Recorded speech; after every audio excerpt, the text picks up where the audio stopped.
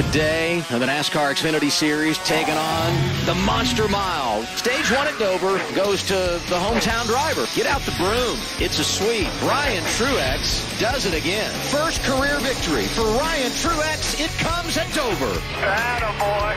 I knew you could do it, man. I knew we'd get one. What a track to have a dominant race car, right? And just go out there and spank the field. Well said, Joey Logano. And of course, you heard Adam say it was Ryan Truex's very first career win. It's the third time that we've had a first-time winner in 2023. And of course, Truex getting it done at his home track in Dover. So let's say hello to the winner of Saturday's Xfinity Series race. Ryan Truex joins us now. Congratulations on the big win. I know you said when you climbed from that car that you thought you'd be a little more emotional. I wonder if you could take us inside the race car on those closing laps. At what point did you realize that you were going to win the race, and what did that feel like for you? Yeah, well, I didn't really know until I took the checkered flag, honestly.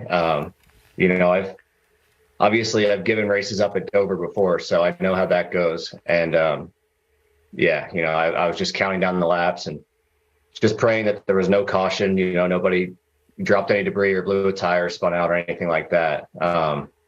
It's just so tough when you're in there by yourself and, trying to see the scoreboard and count down the laps and, at the same time, manage your gap, manage your pit road.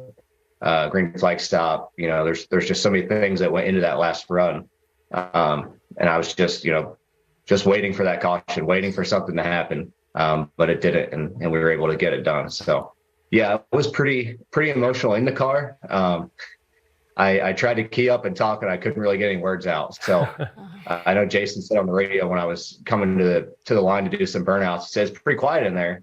And, I was just kind of at a loss for words and trying to, just take it all in and soak it in. Ryan, I would say for all of us that know the journey that you've been on, we were pulling for you at the end and didn't want to see a caution as well. Knowing that you finally get your first win out of the way, what do you think are the next steps for you to try to get that full-time ride? Obviously, if you bring a sponsor, you get that. But do you think this will open up any doors for you?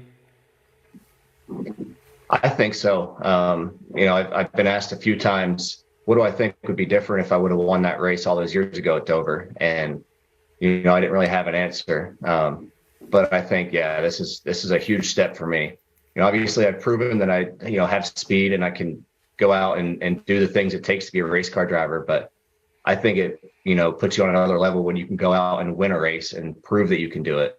Especially, in the number 2 stock car series in the world. So obviously to do it with JGR, to do it with Toyota on the car, and do it at the racetrack where, I feel like I was owed one from a long time ago, I think is really cool. And obviously it's a tough racetrack. It's probably one of the most grueling ones we go to. They don't call it the Monster for nothing. So to go out and do it at a track like that, and, on top of that, to go out and dominate, win both stages, my first 2 stages ever, and, be able to bring it home, have a green flag stop in there, all the things that you have to do as a driver, felt like I excelled at. And I think that's, those are the types of things you have to do to get more opportunities.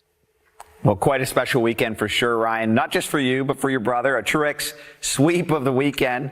And I guess where I want to ask is, for a family to sweep a weekend, super special moment.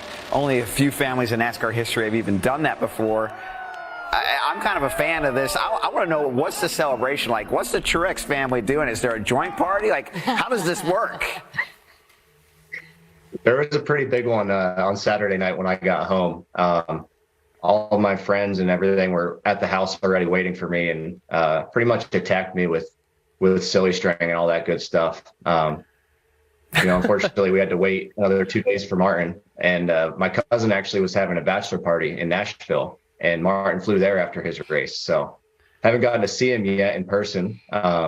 When he gets here, I'm sure we'll have another big shindig. But yeah, it was really cool to share that with him. And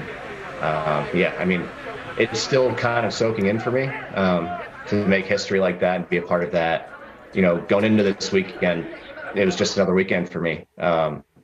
I kind of, I had it in the back of my mind that this place owed me one, and I knew it'd be strong, but I didn't know it'd be this strong, and definitely feel like it's been a life-changing weekend for sure. See, Jamie and I had money on the fact that you guys were on a fishing boat somewhere today out there fishing. That's how you'd be celebrating the win. I want to ask you about the picture behind you. You told us before we came on this interview what that is, but, it's standing out. Obviously, you won at Dover this weekend, but that was another big moment at Dover, which I think is kind of full circle. Will you explain what's behind you? Yeah. So that is from, I think it's 2009. So that's my first K&N Pro Series East Championship.